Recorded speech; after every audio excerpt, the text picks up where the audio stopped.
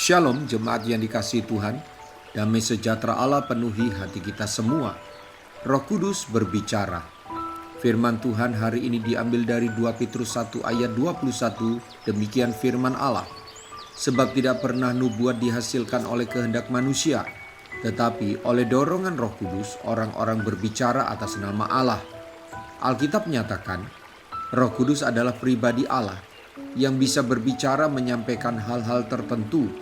Dalam konteks ayat yang kita baca ini, Roh Kudus bisa berbicara menyampaikan pesan tentang apa yang akan terjadi atau nubuatan. Untuk apa Roh Kudus berbicara menyampaikan sesuatu kepada manusia? Untuk menuntun manusia kepada kebenaran, untuk menegur, untuk memberitahu sesuatu, untuk menyampaikan kebenaran ataupun kehendak Tuhan yang khusus buat manusia atau umatnya.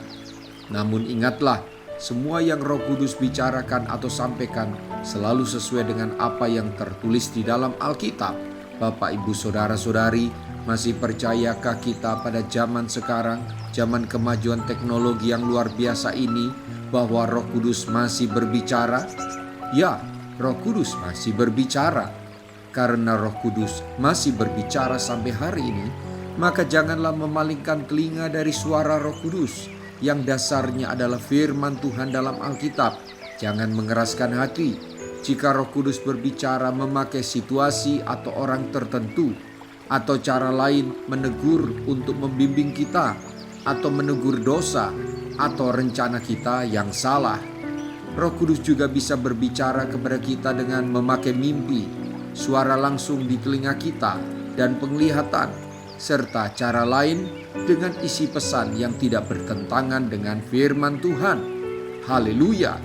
Roh Kudus pribadi yang selalu siap membimbing dan menegur serta menasihati kita.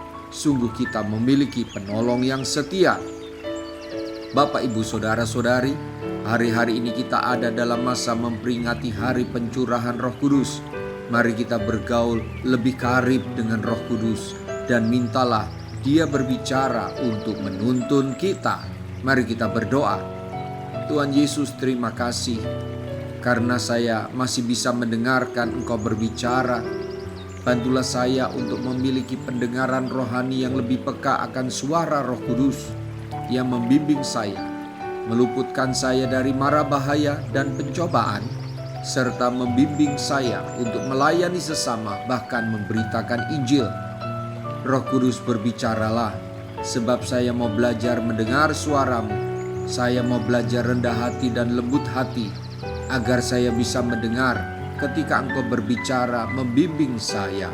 Terima kasih Tuhan, dalam nama Tuhan Yesus, haleluya, amin. Sampai jumpa besok dengan suara gembala, firman Allah yang hidup. Tuhan Yesus memberkati.